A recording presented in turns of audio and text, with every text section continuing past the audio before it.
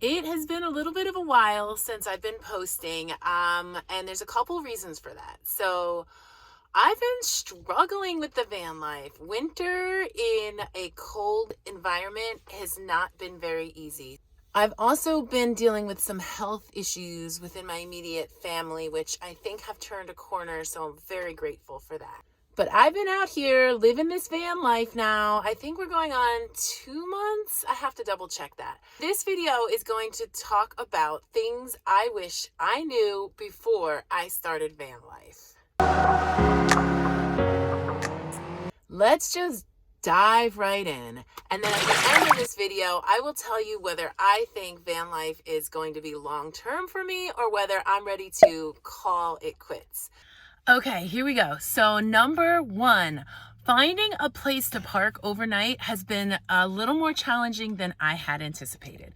So where I am, there are no real like BLM free, that's Bureau Land Management, which is basically free stealth camping,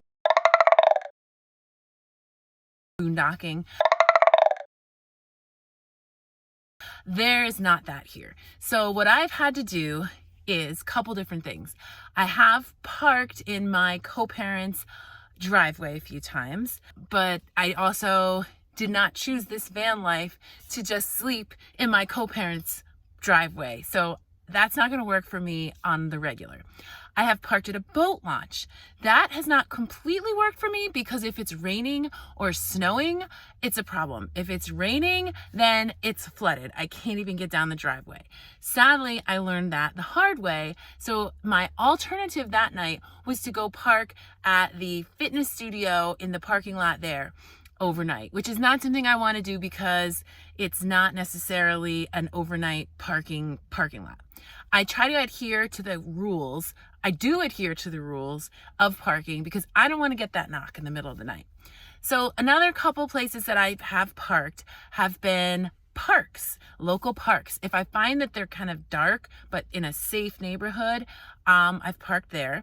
I have parked at the gym, of course. I am currently parked at a parking area in a city, a small city.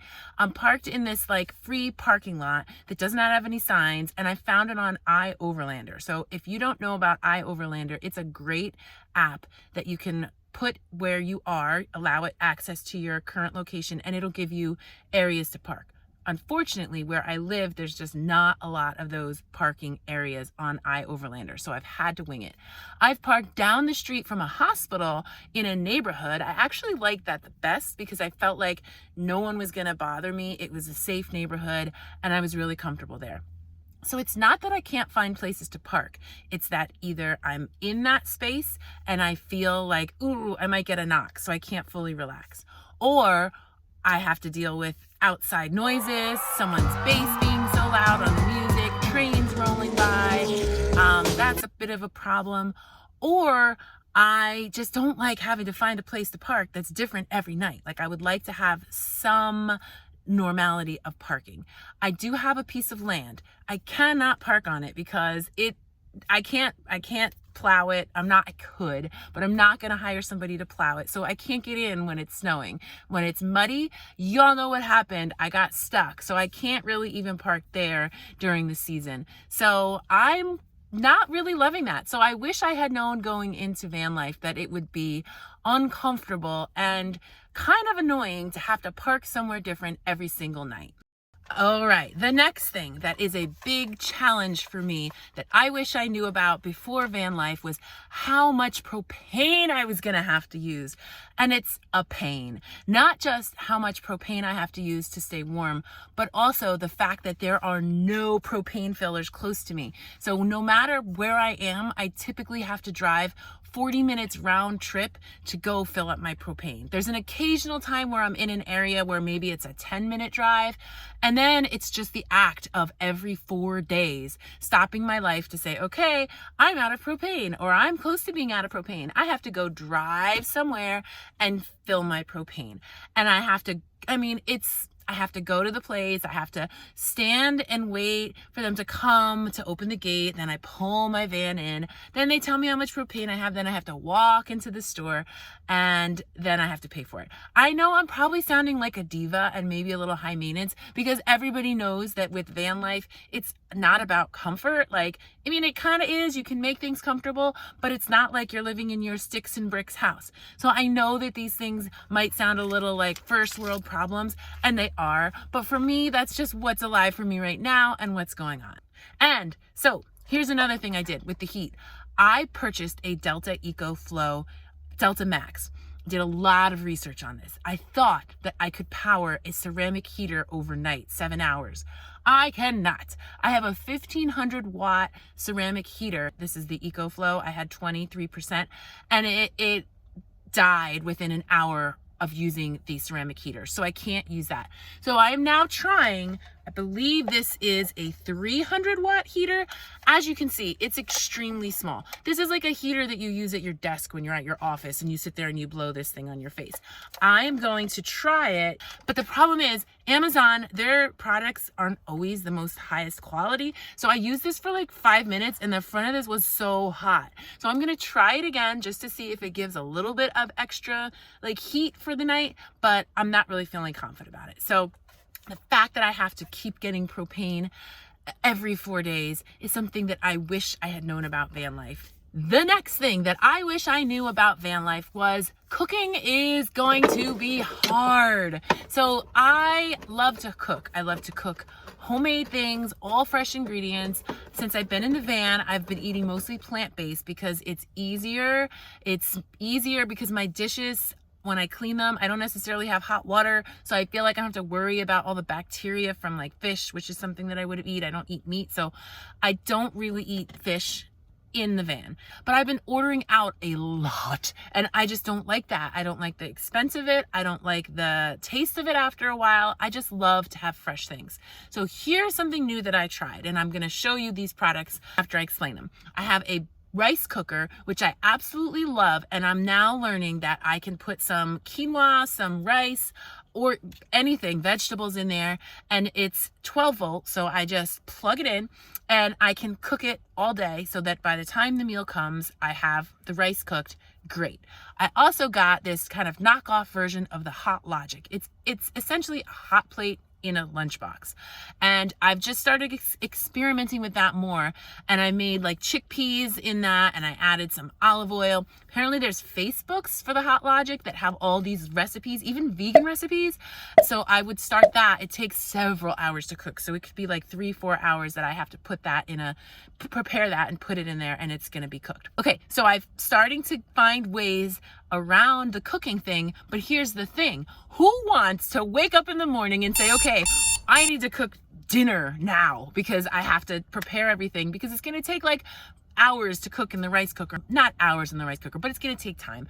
And when you get to a certain point, like you just want to eat, you can't put rice in the rice cooker and wait an hour for your rice to be done. Or you can't put something in the Hot Logic and wait 3 hours to eat your dinner at 5 o'clock. So it's just a pain in the neck because now I have to think about it and prepare. I'm hoping, since I just started this new Hot Logic rice cooker situation, that I will start to get into the routine of things and it will just become what I do in the van. So let me show you the rice cooker and the Hot Logic.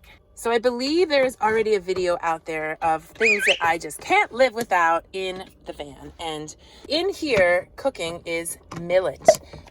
So I don't do too much gluten. So, rice, quinoa and all that, it gets old. So I am eating millet. So that's what's happening there. This is what I'm going to show you is happening in this knockoff Hot Logic. It is the insulated lunchbox with a hot plate. So this I cooked the other day, and I've just been warming it up for several hours. It's basically chickpeas, broccoli, and rice that I cooked the other day, and I'm warming it up. But now I have to prepare for tomorrow's dinner. So I'm making this squash and leek stew, and I'm going to put that in there tonight and get that rolling. So I just wish I would have known that cooking was going to be a hassle. Then there's the washing of the dishes. You don't just put them in the sink and leave them for later. I kind of do though, because I bought this bucket, which is in another one of my videos about things that I just can't live without in the van. And it is a bucket that I can just put the stuff in, and when I get time, I wash it. But even so, washing in a camping sink is not the same as washing at home. So it's a little bit annoying. So I wish I had known that cooking in the van was going to be such a challenge.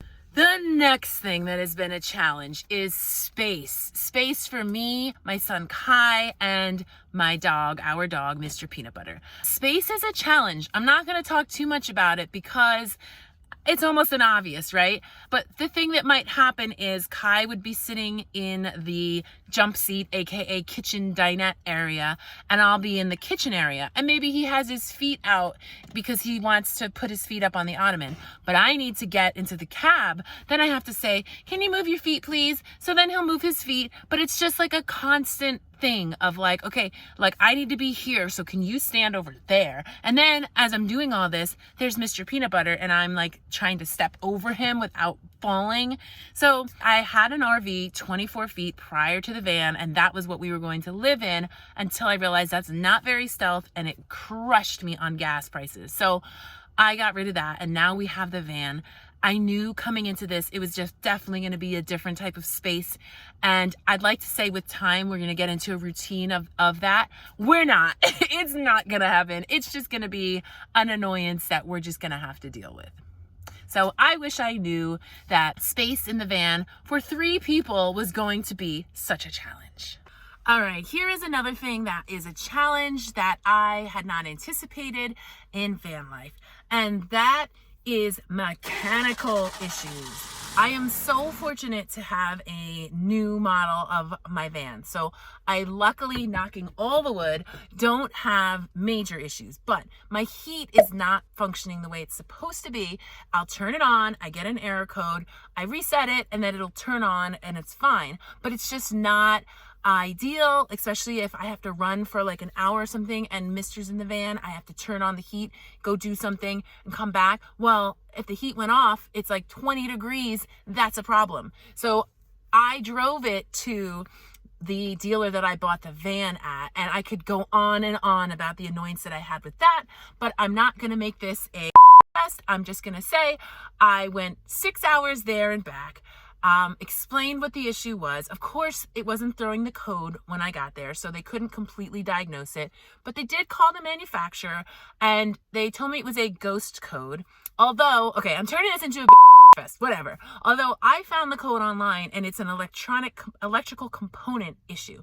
So I don't believe that they addressed the issue properly. I sat for 6 hours. They're like, it's fixed. There was debris on top of the furnace and your vents were blocked. And I was like, this is just, they're just trying to give me this canned like answer so that I leave. And I was like, okay, but I know I'll be back. And like, cause I don't really think it's fixed. I got home the next day, it's throwing the code again. So it's a pain in the neck. So it's just that like I have to go there because the van is under warranty, and no one else in the area will look at the van for warranty issues unless I bought it from them. I wish I knew that going in. That would have been a definite game changer for me, because I probably would not have purchased it from a dealer that is 3 hours away. So now whenever I have any warranty work that is needed, I need to go there. I have been fortunate to not have many major things happen, but when you have a life and you're working and you're taking care of your son and you just have things going on, to have to just drop your life and go drive. Basically, I go the night before, I sleep over, I bring it in at 9 a.m., and then they're going to fix it, and then I drive back. But it's just something that I wish I knew before I started this endeavor. So mechanical issues is a challenge I wish I knew about. I am literally filing my nails as I drive up the hill at 20 miles an hour. Literally.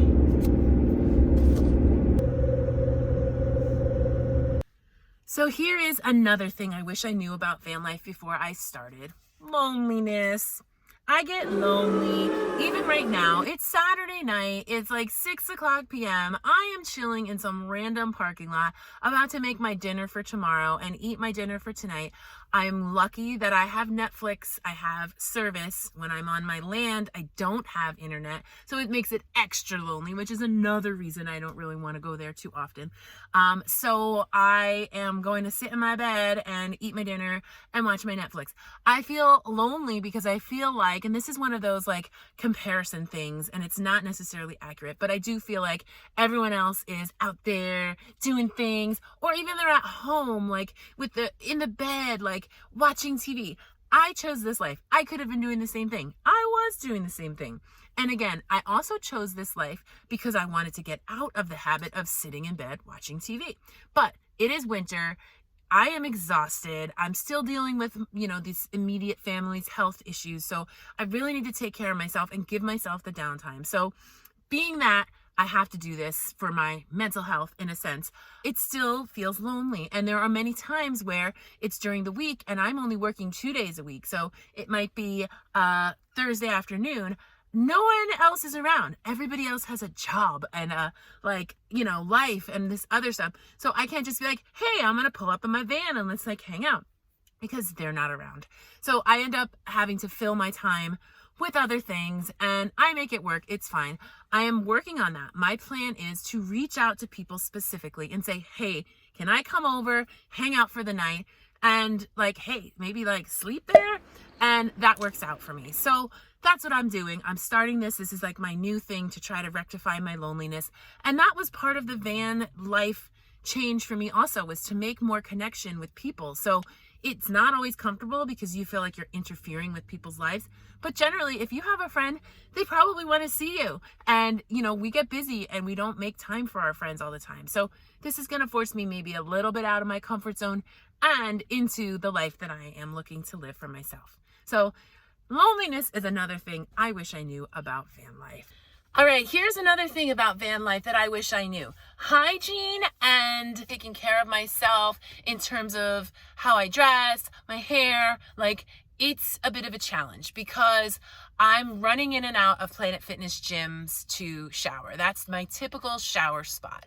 I just don't have time to pluck my eyebrows or shave. I have to do those things at some point, and I do, but it just doesn't happen regularly. My clothes are ready to be laundered. I usually do it twice a month, so I don't always have maybe something that I want to wear, and I can't fit everything that I might want to wear. So anything that is fancier, it's underneath the bed in a bin, and I'm not going in there to get it, so it's just sitting there and I'm not wearing it. So I'm wearing the same clothes all the time. And I am not the person to actually put on makeup and really take care of myself in that way anyway, but now it's gotten to a whole nother level. And again, it's all personal preference, and I can make that a priority if I wanted to, and maybe I will at some point. Right now might not be the time, but I do take note that it is a little bit harder to feel fresh and even oh, I got this outfit on, I'm working it, I'm feeling good. It's hard to feel that way when you're okay, this hoodie is clean and it's right in the front of the drawer, so I don't have to jump on the bed to go find something. So this is what I'm gonna rock today. But again, it's not a big deal. And if I keep saying, but again, I would encourage you to make a drinking game, and every time I say, but again, down a shot. I don't drink, so if you don't drink either, maybe do wheatgrass, I don't know, whatever you're into. It's all good. So I wish I had known that hygiene was going to be such a challenge going into this. The final and most important thing I wish I knew: being sick and being in the van. It sucks. Okay, so let's wrap this all up. I promised you I would let you know how I feel at the end of the video about van life and whether I regret it or whether I will continue this life. I am going to continue it and look at it more as an experiment. I've recognized the challenges within van life, and I've also recognized that with those challenges have come opportunities. A couple things I've noticed since I've been in the van life, which have turn from challenges to opportunities. One of them, as I mentioned before, is spending more time connecting with friends, feeling that loneliness and recognizing that that was one of the things that I wanted to do going into this van life. I will continue to pursue those connections with my friends and new friends. So that is an opportunity that came from a challenge. Another thing that I have also come to recognize is gratitude. Gratitude for the little things. Little things being a floor to stretch, to just spread out on. I went to my brother's house the other day. Well, this was actually back in Christmas or before Thanksgiving. And I just laid down on his floor, and my mom was like, "Here, you sit in the couch." I'm like, "No, it's a floor. I don't have a floor that I can just lay down on and stretch out and whatever." So that's one thing that's like gratitude in the little things. The other day I was having a hot cup of tea and I was sitting in a massage chair, and I was like just loving that moment because I can have tea in the van, obviously, but it's like, okay, where am I going to get the water? Do I have enough water for this, or do I need to save water to flush the toilet? Do I have enough electric to plug in my electric kettle to make this water? Because I don't want to use the propane because I want to save that for the heat. So it's like, ah. So it has helped me feeling the gratitude towards paying attention to the littler things. When I'm outside, I have to walk Mister. Maybe I'm in a different area than I usually am, and I look up and I see a sunset, and I'm like, wow, that's a beautiful sunset. So I just feel like I've definitely found some more gratitude in the little things. I've definitely felt the weight of the challenge and the stress of van life, specifically on Christmas. I think I hit my bottom. I surrendered. I made the video, and I don't know that I went into too much detail about how I experienced that night of getting stuck in the mud. But that night, I just lost it. I had a flashlight in my hand. I threw it down. I just went down to like squat position and just bawled. And I just felt like I am done. Like I'm not mechanically prepared to handle these things. I can't get myself out of the mud.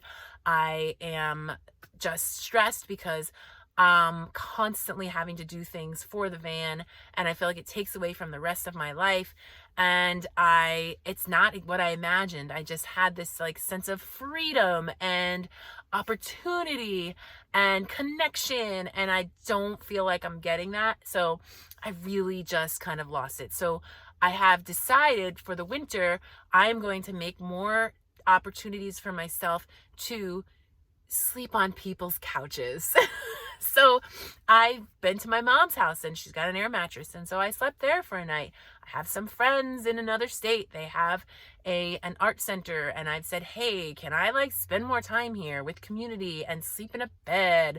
So I'm going to try to break it up. So I will be in the van, but there will be times where I will say, I need to plan my week, and this is where I need to be. I need to sleep in a bed like twice this week, and that's what I'm going to do. I will at some point have to look at, what am I getting out of the van life? What do I want? Because I'm sure that my definition of my goal from being in the van is changing. What is realistic? And start to really piece together, is this something I want to continue doing? I think another pro of having chosen this life, even through the challenge, is that I've made a decision to move forward with a dream, a goal that I had, and not necessarily knowing the outcome. And I feel like that is true to who I am, true to how I want to live my life. Because I also know that I can change my mind at any time. I know that every opportunity is a learning opportunity. And I know that these challenges are temporary. So I will find what I'm looking for. And if I don't, I will pivot. And that's not a failure. That is just something that we do in life every day anyway. So I am actually glad that I made this choice, even though it might not sound like it. I am glad that I made the choice. And I'm sure that as things develop, more challenges will come, more opportunities will come. So stay along for the ride. I'm excited that you're here. Drop a comment below. Let me know what you have to say about the video. Do you have any ideas on how I can take some of these challenges, turn them into opportunities, or make these challenges a little bit easier? Or maybe you're a van lifer, an RVer, living in your car, and you say, hey, I'm dealing with the same thing. I would just love to hear, some support from you guys too. So thanks. Stay tuned for more videos.